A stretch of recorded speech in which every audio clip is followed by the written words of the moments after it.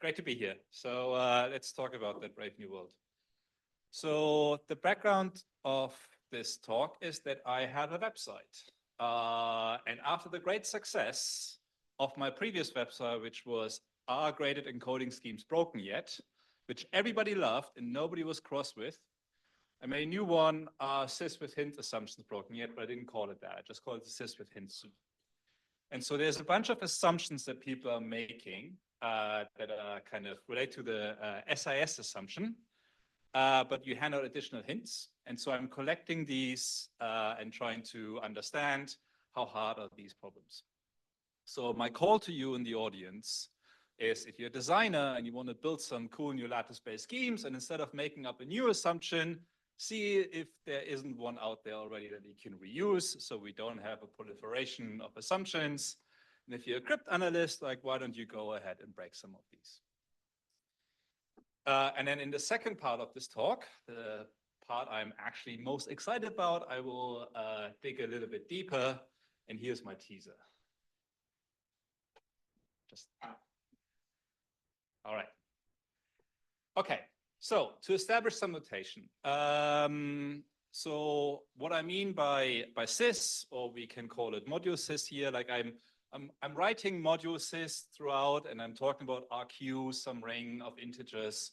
I don't actually mean that. Like you can just more or less think of R as Z and just think of this over the integers. I'm being very sloppy about like whether we are over some cyclotomic numberings or whether we are over the integers. It doesn't really make that much of a difference in this talk. I'm giving the definitions kind of somewhat generically because most of the time they actually phrase as module problems. So what I mean by SIS is a random matrix n by m, and it has a solution u star, and this qualifies a solution if a times u star gives you 0 mod q, and the norm of this u star, you can think of this as a Euclidean norm, is bounded by some beta star. I don't know why I just dropped beta star in the second line. Similarly, the ISIS problem, or yeah, I guess that's what we call it, would be a and t, where t is some random vector. And again, u star needs to satisfy a times u star equals t. And we also have a norm bound on u star. Okay, some more notation. We're going to consider the standard kernel lattice. So all the things that are orthogonal to A. So these are all the like the x's in R to the m that when I multiply them by A, I get 0 mod q. That's what I mean by that. And this thing has rank m, so it's a full rank lattice. And I'm also going to consider the gadget matrix that you saw, at least in Kahn's talk earlier. Okay.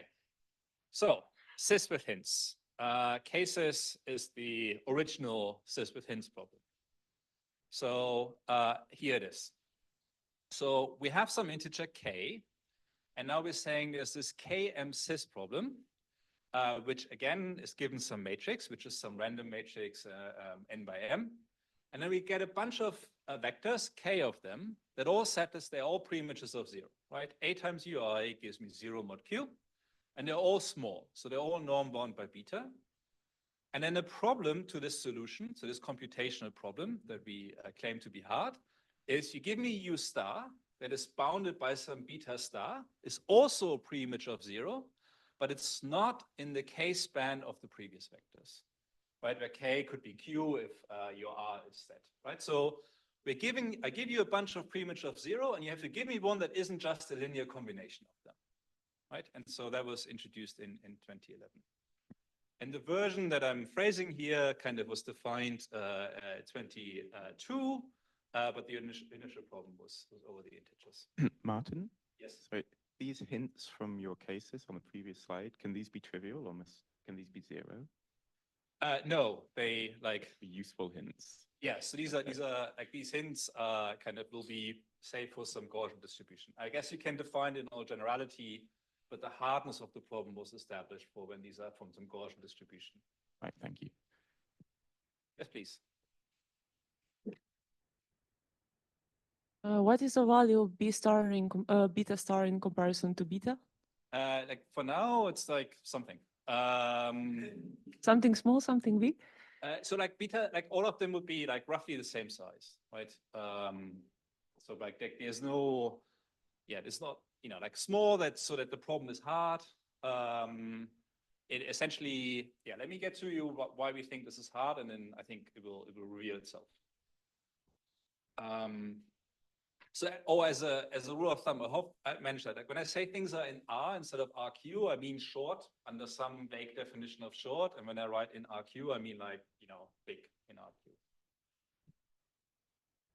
Okay, so this problem is hard if SIS is hard for uniform A, and if you have discrete Gaussian UIs, and you give out a constant number of these. And then in 2014, this was extended to essentially anything that's you know, sublinear. So K M over 2 or M over 10 kind of is totally acceptable. So now you can have polynomial many hints. This is all over Z, and there is no proof given for the module variant that I previously stated in the paper, but Sasha over there has written it up and just doesn't put it on ePrint. And so you should all walk up to her afterwards and tell her, come on, just do that. Okay. And so here's the proof idea. So we have some challenge matrix, and it's shorter by K. So it's M minus K, it's N times M minus K. And then we're just gonna sample a small Gaussian full rank matrix E, and we're gonna split it into parts, F on the top and H on the bottom. And we're gonna insist that H is invertible over the K, so Q in this example. And then we're gonna compute U, as I've written here on the slide, so minus B times F times H inverse, and then we're just gonna concatenate this U to the B to kind of give us our A. And now what we have is that this E is indeed, these are preimages of 0, like short preimages of 0, because if you expand it out, then it's B times F minus B times F H inverse times H. So this thing will be 0. So that's all fine. And indeed, A will be close to uniform because B times F is close to uniform and H is invertible. And then at the end, the adversary outputs some F and G, and then we can just expand it out. And this is where the inefficiency of the initial reduction comes about. So we have this H inverse there. So in order to have an integral solution, we need to scale everything up by the determinant of H. And then we have a solution over the integers. So if that thing multiplied by the determinant of H is still small relative to Q, then you have also a preimage of 0 through original B. And here we're using the fact that this is not a trivial combination of the stuff that we previously constructed. And so the main bottleneck of the main reduction in the 2011 paper is like determinant of H, that gets really big and that's really annoying. And so that's why they kind of had to restrict to kind of constant K. And then this kind of like follow-up paper by Damian and co-authors, I apologize for having forgotten right now who they were, is that you essentially sample an H with small inverse, but like in order to make that look Gaussian, like you have to kind of do quite some non-trivial work. Okay, this gives you linearly homomorphic signatures. You can remove the random oracle from GPD signatures. You can do traitor tracing by considering KLWE, which is exactly what you think it is, and so on. Okay, but as I said, like I don't actually care what you build from these. One perspective on this is like, in some sense, trapdoors have leakage resilience, right? And then this is something that you can maybe leverage, right? So if I give you, if I have some A and I have some T, which is some short matrix, such that A times T equals 0 and it's full rank, I can give you half of it and you still can't learn the other half, right? So like in some sense, that is what the cases assumption tells you, and that kind of makes it maybe interesting to build some applications from. All right, I set this joke up a few years ago, and like it comes to fruition now. Like I'm very happy. It's the first time I get to make this joke. Okay, so the next, I'm going to talk about knowledge assumptions now. So, but in order to talk about knowledge assumptions, I need to talk about the crisis assumption. And in order to talk about the crisis assumption, I need to talk about KM ISIS admissible monomials.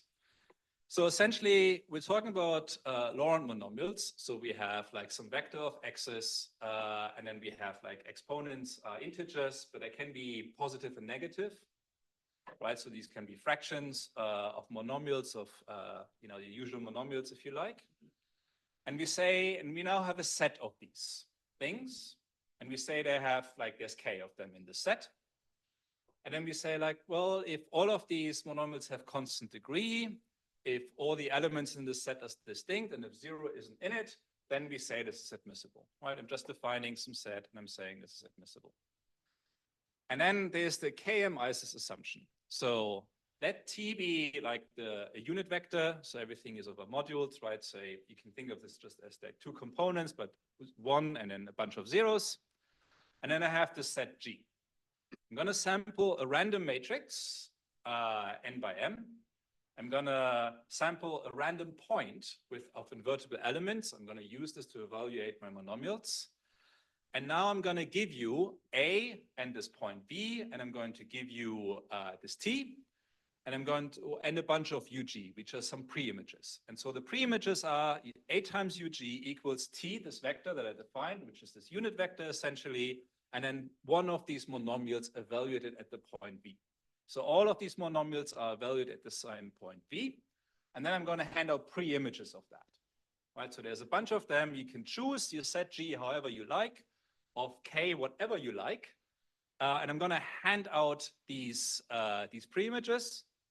And your job now is to essentially give me something of the same form for a G that isn't in this set, right? So, and this is the problem that we call KM ISIS, because that's the module variant, and then you can define the same thing over ideals as well, and then there's a KR ISIS or crisis assumption, and then you can maybe build snarks from that, but we get to that, okay? So essentially, I define a bunch of monomials, and I evaluate a point at all of these monomials, and then I give you pre-images for that. And now, if you give me another monomial that isn't in the set, your job is now to, I also give you that monomial, is to also give me a pre-image for that, given the pre-images you already have, right? So, yeah, so that's the, here we go. Martin, Yes. sorry, I'm still digesting that, but like, where does this T equals 1000 come into play again?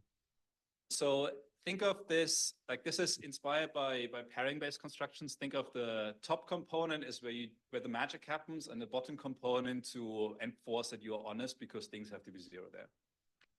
Okay. It will become apparent in the knowledge version of this. Okay, so this is just some assumption we made up, right? And so we analyzed it a bit, and we have some reductions. None of these cover the interesting cases, right? So when the number of hints that you hand out is sufficiently small, yeah, then this thing is as hard as this, right? Because then essentially like linear algebra, similar trick to what we discussed for cases kind of applies.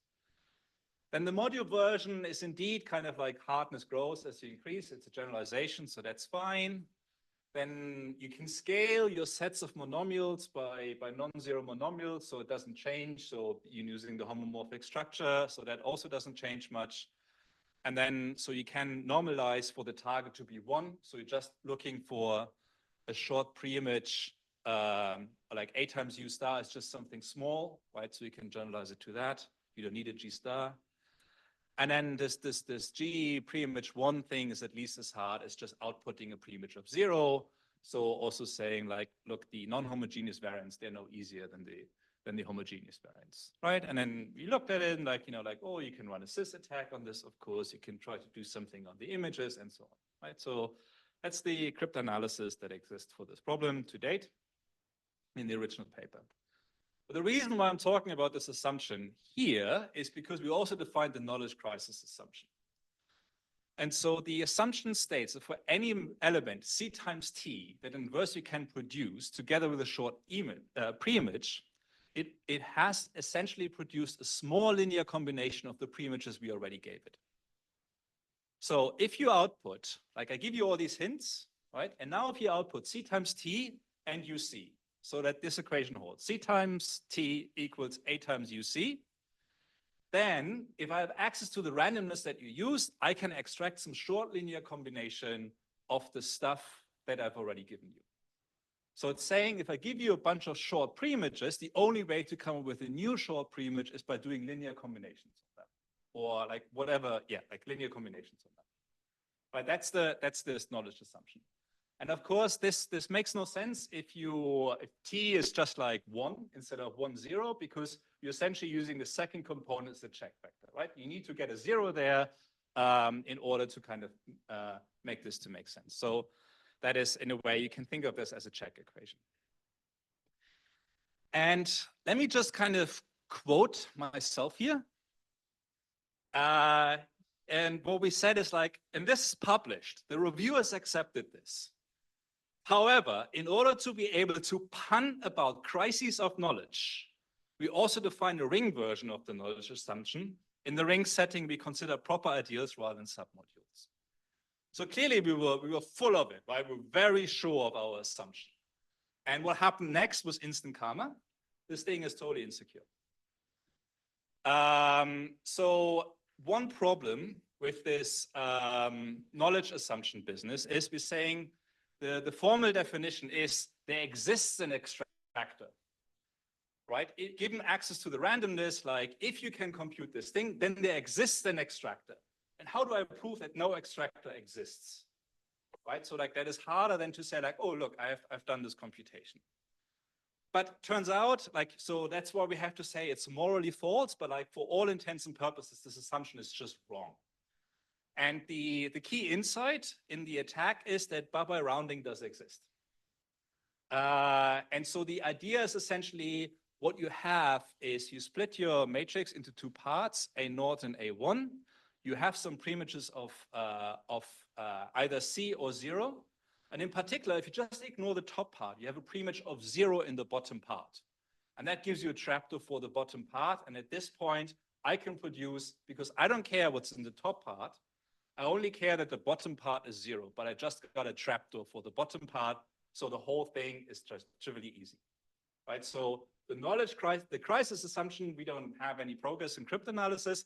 Knowledge crisis is totally broken, right? So, and I think that's well deserved that it was broken, because who writes sentences like these?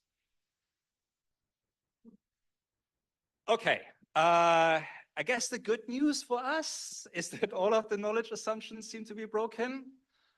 So there was a paper by Thomas, Poya, and Damian earlier this year. And let me just kind of give you the main sentence of, I think this is from the abstract. Our main result is a quantum polynomial time algorithm that samples well-distributed LWE instances while proving not knowing the solution under the assumption that LWE is hard. Moreover, the approach works for a vast range of LWE parameterizations, including those in the above-mentioned snarks. And there they mention essentially all the snarks that have some knowledge assumption, except they don't mention ours because ours was already broken. Okay, so you have a hard time if you want to rely on knowledge assumptions from lattices. We don't know anything that's plausible at the moment, as far as I know. Okay, let's change track. We go to the basis problem. Okay, I'm going to give you, again, there's a K. This is, K has nothing to do with the previous K, but yeah, that's just a fact of life. So here is basis rand. So there's, again, a random matrix A. It's a random matrix N by M. I'm going to construct, let AI be uniformly random. Oh, there's a subscript missing. I'm going to construct this matrix B, right, where I put the AIs on the diagonal and then I extend it with the gadget matrix. And then I'm going to give you a trapdoor for this B, right? And this trapdoor here is not preimage of 0. It's preimages of the trapdoor matrix. If that doesn't mean anything to you, it's not that important. You can think of it as preimages of 0. That allows you to compute short preimages of whatever you want. And the AIs are all uniformly random, except in A0, like it's, oh no, A is, yeah, like, sorry, I don't know the definitions on my own slides. Sorry, A0 is a concatenation of A and A tilde. Think of it as uniformly random for the sake of argument. And now I give you B and this trapdoor T, and your job is to find a SIS solution for A. right? And so is that a hard problem, right? So, and if you have that, then you can build succinct vector and functional commitments from lattices. Actually not for the RAND version, sorry, I misspoke, but it's the warm-up. Because basis RAND is as hard as SIS, what's the trick you use? So you essentially sample all the AIs that are not the initial target A with the trapdoor, and you use that to build the trapdoor for the entire B. And then when the adversary outputs a solution, then you also have a trapdoor for your initial matrix. Sorry, the adversary outputs a trapdoor for your initial A anyway. So you're good. So basis RAND is as hard as this. Nice. Okay. So let's escalate to basis struct. Basis struct is essentially the same thing, except now my AIs are no longer independent, but they're correlated. So instead of having independent A0 and A1, I now have that these are multiples of WI, which are some invertible elements n by n matrices, and I just I multiply kind of these by my AI. And again, I give you B and T, and then like you're supposed to solve SIS on A. Martin? Yeah. What's G subscript percent? A typo. It's just like, so like at some point I cared about dimensions and I put it in, and then I reminded myself that I don't care about dimensions and took it out, but not everywhere. Thank you. And so we don't know if this problem is hard. We only know that if you can solve this, then you can solve KM-ISIS. So like that's an interrelation between those problems. All right, let's escalate more. Add more structure to this. Don't worry, there's a twist.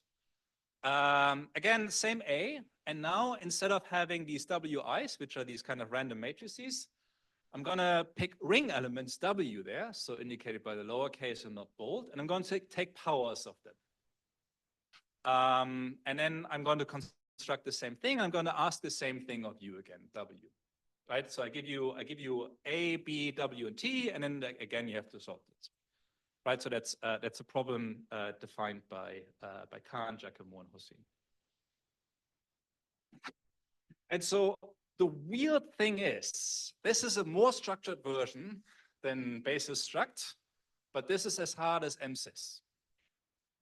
So if K equals 2, so if we reduce B to this, there shouldn't be ... There's so many typos in these slides, I apologize. So if it's just A and WA, then you can show that solving this is as hard as solving this. And the trick that we use is essentially we have this W that is random looking, and we can use entry to construct a random looking thing where we can know a trapdoor, and we can use this trapdoor to construct everything that we need in order to make this go through. And in fact, we can pick parameters for entry such that this thing is statistically hard, so we don't have to rely on the entry assumption revision. So adding more structure to this, you know, like there's now just a W, kind of seems to help us. Then we can consider the multi-instance version of this, which is essentially saying, you know, you have just seen this prices. What if I give you many of them in parallel to each other, and your job is then to find a pre-image of their concatenation, right? So you just kind of like put two of these next to each other, and then your job is to find a pre-image of the concatenation. And this thing, again, is no easier than the original prices.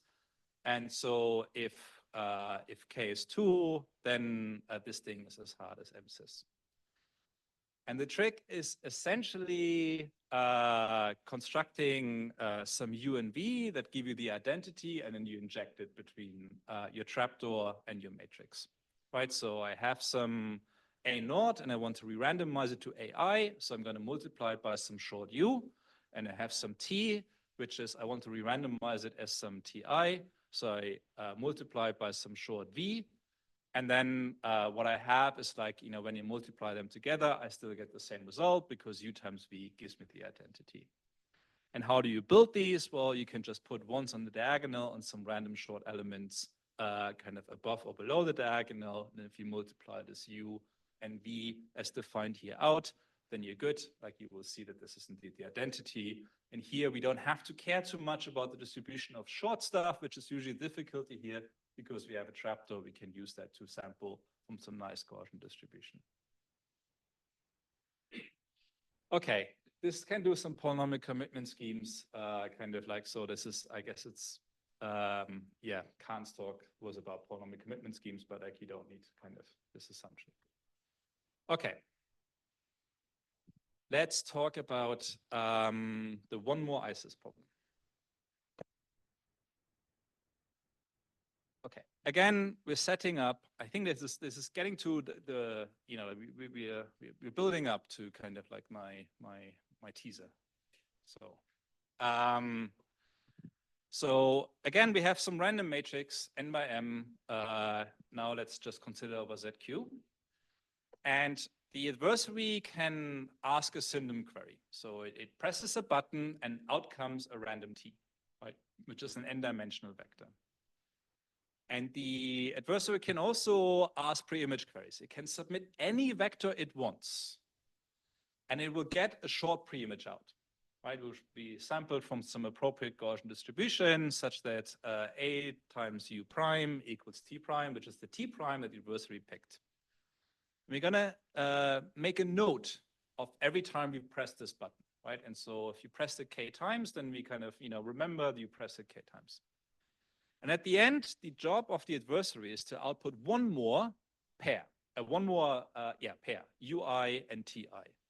So that is, so you press the pre-image button K times, and at the end, you're supposed to output K plus 1 short pre-images and K plus 1 syndromes, such that these equations hold, right?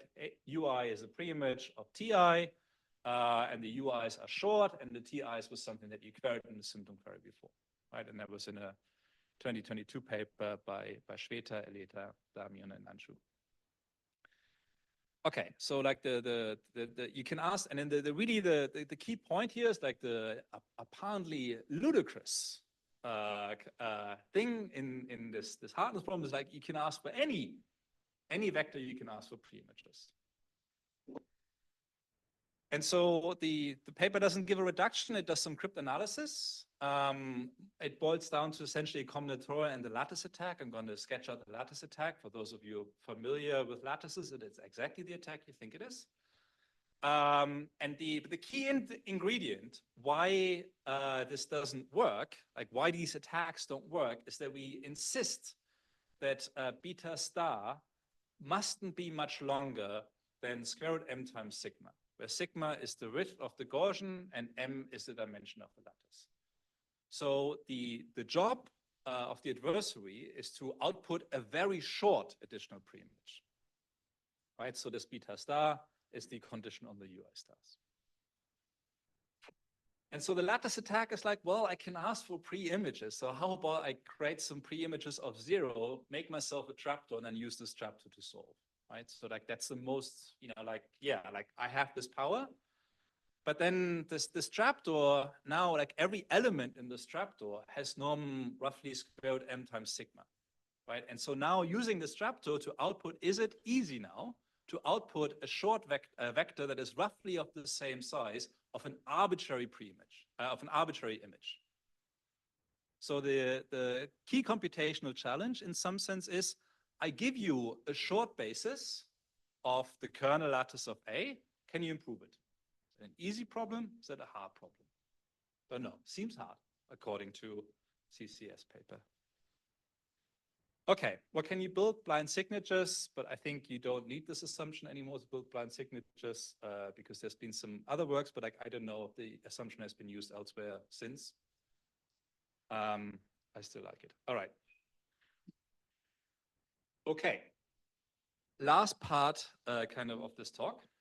So called hinted lattice problems, as hard as finding short vectors in the intersection of exponential time and polynomial space. And this is joint work with Russell Lai and Eamon, and Eamon is here. So if you want to ask questions, then you can also ask them to Eamon. And then I nicked some of the slides from Russell. So hopefully there's fewer typos there. Okay, so and it's building on the discussion of one more ISIS we just had. So first, let's recall the GPV signature scheme, a lattice-based signature scheme, right? So we have this random-looking matrix A. It's n by m, and the secret key is like some short basis for the kernel of A, right? And that's what we use to kind of like sample short preimages. And now in order to sign a message, what we're going to do is we're going to use our short basis, our trapdoor, our short basis of the kernel in order to find a short vector such that A times U equals the hash of this message. And then this U satisfies some norm bound beta. And critically, we model H here as a random oracle. And we really make use of this in a security proof, right? And the norm bound beta is something in the ballpark of square root n times alpha, because like this is the blow up that we get kind of from using this trapdoor. Okay, so how does the security proof work? Is essentially you sample a short vector, you multiply it by A, that gives you some target.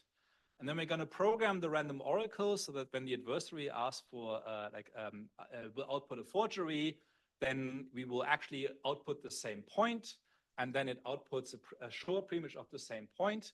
We subtract those two, we just computed a short preimage of 0, which means the adversary has solved SIS.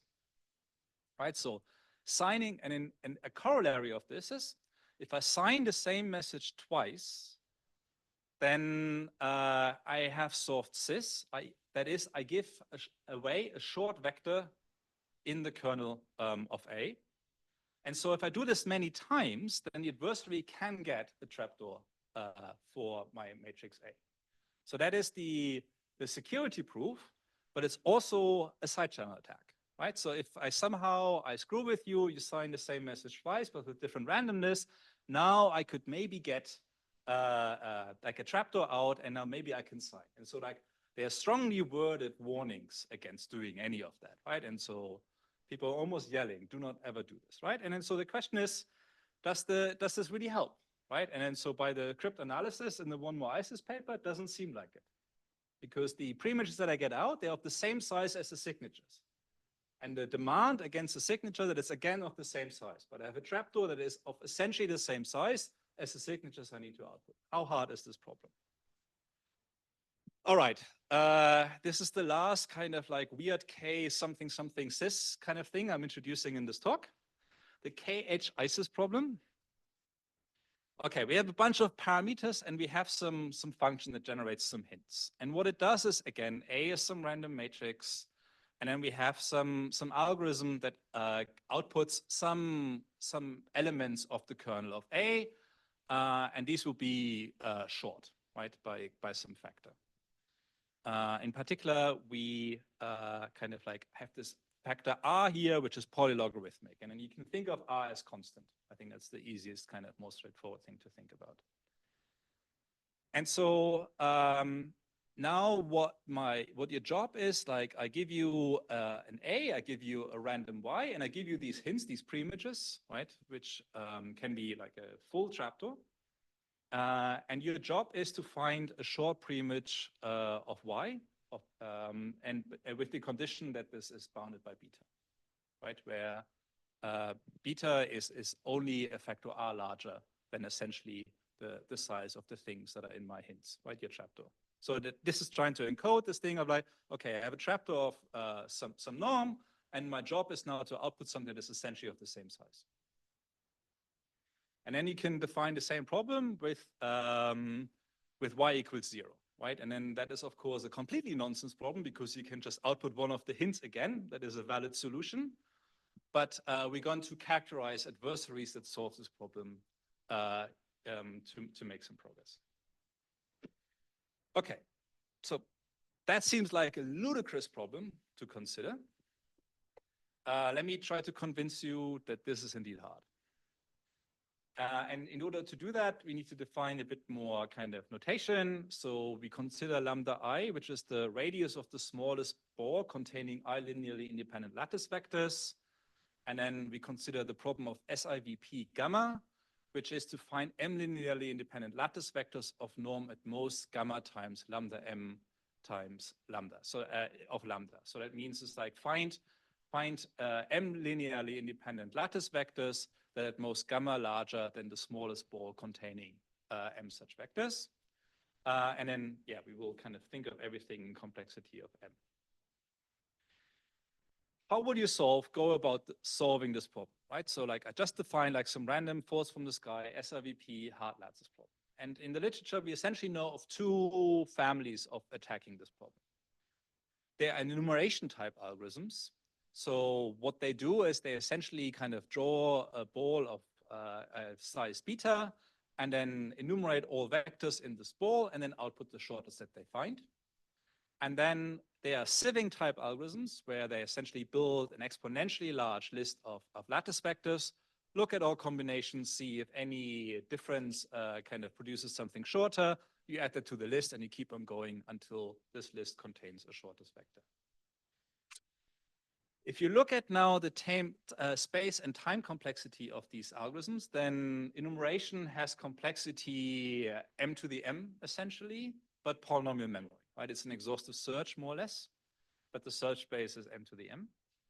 A sieving algorithm is single exponential. So it runs in time to the m and it runs in memory to the m. And what I want to talk about here is if you can solve this crazy sounding problem that I defined earlier, then there exists a sieving algorithm that runs in single exponential time and polynomial memory. And you need to make a few assumptions here. There is such a thing as sub-exponentially secure one-way functions and this problem KH-SIS that I defined earlier. And our interpretation is like, this is a hard problem, right? So like we've been struggling to find algorithms that run in single exponential time and sub-exponential memory for quite some time, and so far we haven't found it. Okay, how do we go about this? So we first look at the reduction that are already hinted at for reducing SIS to ISIS again. And we notice that this is a randomized reduction and we can leverage that. So, and then we can also use it with the same thing with the hints. So say we have a polynomial time adversary that breaks this KH-ISIS problem. Then we build from this an adversary against the KH-SIS problem, right? So it outputs pre-images of 0 using the same hints, the same data. But the outputs of this algorithm follow a Gaussian distribution with some arbitrary center, so it has high min entropy. That is a key thing that we're going to leverage. So in particular, what we get is that we have some center which is small but chosen by the adversary. We have no control over this. But like the final solution, if you think about the classic SIS to ISIS reduction, is like whatever we computed to compute the image that we challenge the adversary on. And that is sampled from a Gaussian distribution, right? And we can pick that from a sufficiently wide Gaussian distribution that this has high entropy. And then we're looking at the difference of that. So what we have is a Gaussian shifted by some arbitrary center. So what we have now is an algorithm that can output high entropy solutions to SIS, given this chapter. Then we needed the following theorem is like, say I give you a bunch of these, right? So I have these Gaussians and they're shifted by some arbitrary center. How many do I need until I span the entire lattice, right? Do I move myself into a corner where I'm not spanning the entire lattice? How many do I need? And how long do I need to pick these vectors? And essentially what we're saying, you need m log m of them until if you press this button m log n times, what you get is a basis with high probability for the entire lattice, as in you don't lose anything when you move there, right? And prior work only kind of established this if you don't have these arbitrary centers, and we generalize this to kind of cover arbitrary centers as well. Okay.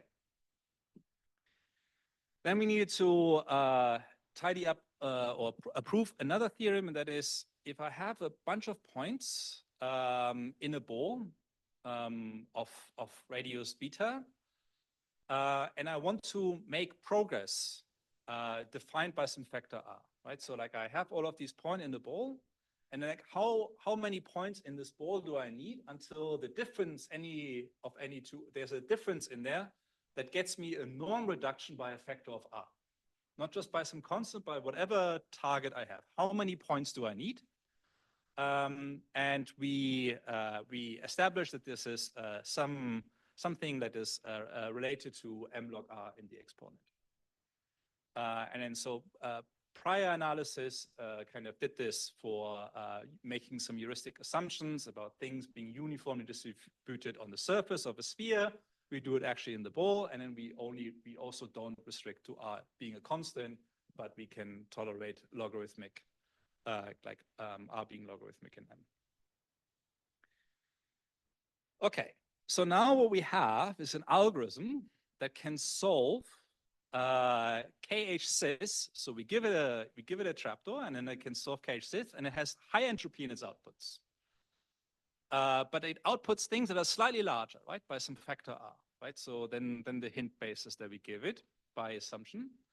And now we construct an exponential time, but polynomial memory solver that does the same thing, but it now outputs something that's slightly shorter, right? So we go from something that's slightly larger than the hints to something that's slightly shorter than the batch. How do you do that? Well, you run the damn thing an exponential number of times until you have a pair that gives you something that is shorter, right? That's why we just established the steeping theorem. In more detail, you first make sure you run this algorithm often enough that it succeeds with good enough probability. So I'm not going to get into that here. And then the first thing we'll do is like, okay, let's first do a memory inefficient algorithm. You just have like some random tape that you fill, and then you have an algorithm that uses randomness. So it consumes this randomness that you put on this tape. It computes these pair xi and xj, and then you look at the difference. If it's smaller, then you're done, right? And then so we use our theorem to explain why this succeeds with high probability if you have enough outputs. And to randomize that, you use a PRF, right? But like one thing that you need to keep in mind here is that we call this PRF exponentially often, so we need to have a PRF that satisfies security when it's called on exponentially many inputs. So now we call this thing, and then we can call this thing many times, and then what we get out is like these Gaussians that are shifted by some center. And so we can now kind of repeat this algorithm, right? So we just kind of keep kind of calling the same algorithm essentially until we have sufficiently many of them. And then we want to make sure that we don't sparsify our lattice. So we now appeal to the theorem that we've generalized, like to say, like, this is fine. You actually get a basis out after roughly m log m many calls. And now we need to make an additional assumption. So like what I have now, I started with essentially like, here's a trapdoor. It is well distributed, like some nice Gaussians, whatever. And now I have an algorithm that gives me something slightly shorter. And in fact, it gives me a basis that is slightly shorter. And it's almost well distributed because it's Gaussian, but it's Gaussian with some arbitrary centers. So like the last thing that I now need to do is I need to actually make the assumption that the adversary is happy to consume things that are from a Gaussian distribution with arbitrary centers that are still small compared to zero-centered Gaussians, right? But if you have essentially that the output of algorithm 1 is an acceptable input for algorithm 2 that now works for slightly shorter hints and output something even shorter, then you can iterate, right? So we've done the work of, I have some hints, I improved my hints, and now I'll use these hints as an input to the same algorithm again. I improve it again, I improve it again, and so on, right? So we're doing that.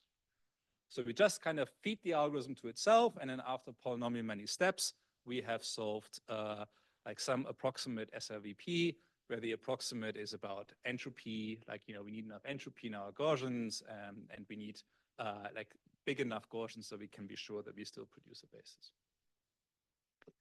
So I, of course, lied. SIS is not hard, even given a trapdoor, but like this, the full statement kind of like isn't quite as catchy.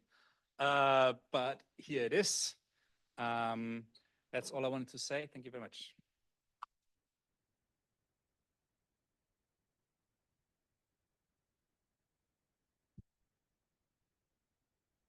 Thank you.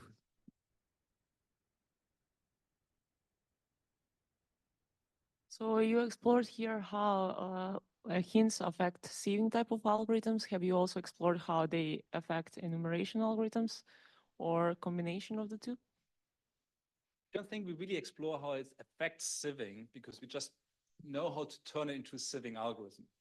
I don't know how to turn like we're essentially using the de-randomized version of our adversary as a cheap way of mapping an index to a short vector. And that's what we leverage in order to build a sieve. I do not know how to build an enumeration algorithm.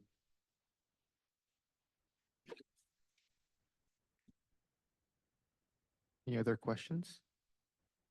I have a short one.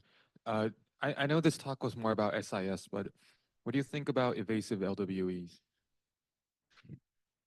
Okay.